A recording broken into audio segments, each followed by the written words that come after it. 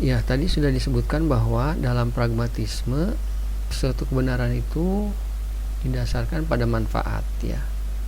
Ini mungkin bisa jadi bahan perdebatan ya. Saya bisa memberikan contoh, katakanlah misalnya bagi seorang anak, apa yang disebut manfaat itu mereka tidak mengerti. Katakanlah manfaat bagi mereka atau kesenangan bagi mereka itu adalah misalnya mainan. Kemudian bagi orang yang lebih dewasa mungkin berbeda lagi, katakanlah ya.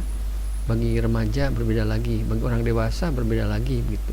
Dari sisi ini mungkin kita nanti bisa mencari apa yang menjadi kebenaran mutlak itu. Ini kan fokus perdebatannya begitu ya. Fokus perdebatannya kita memperdebatkan mana kebenaran itu atau apakah kebenaran itu.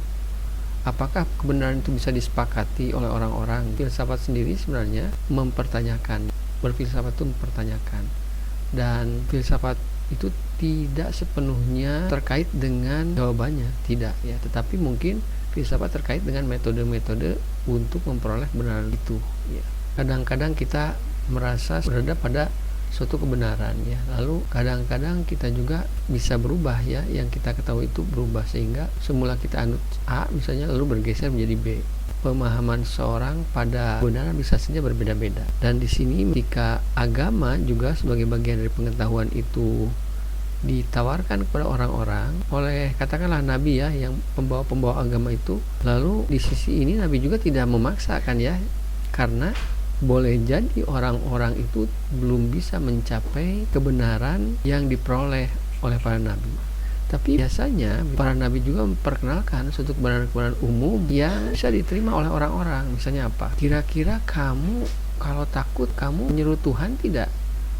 Oh iya, saya memang biasa menyeru pada Tuhan. Lalu seperti apa sebenarnya sifat-sifat Tuhan itu? Mereka juga sepakat bahwa Tuhan itu mungkin menciptakan ya, dan seterusnya mungkin ya, ada yang bisa mereka pahami, ada yang mereka sepakati tentang Tuhan.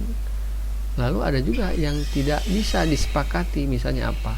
Oh, Tuhan itu harus misalnya punya wajah, harus punya tangan, harus punya badan gitu. Gimana Tuhan itu? Ya tidak tahu, pokoknya harus punya seperti itu gitu. Ini kan juga kebenaran-kebenaran yang mungkin levelnya ketika terjadi pada orang-orang itu berbeda-beda gitu. Ini terkait dengan kebenaran. Tadi juga disampaikan bahwa nilai kebenaran itu bisa jadi relatif. Ya mungkin yang saya pahami ketika dikatakan kebenaran itu relatif, artinya seseorang bisa saja belum bisa mencapai kebenaran yang dicapai orang-orang lain. Dia bisa mencapai kebenaran level 2 atau 3 gitu kebenarannya.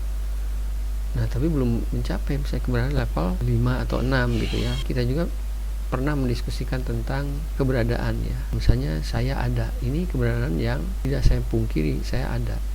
Tetapi mungkin saya bisa berpikir apakah saya akan selamanya ada gitu ya. Nah, ini juga bisa kita pikirkan ya. Misalnya kebenaran itu harus berguna bagi kehidupan nyata. Lalu problemnya apa yang berguna itu, apa yang bermanfaat itu. Nah, ini akan menjadi perdebatan gitu.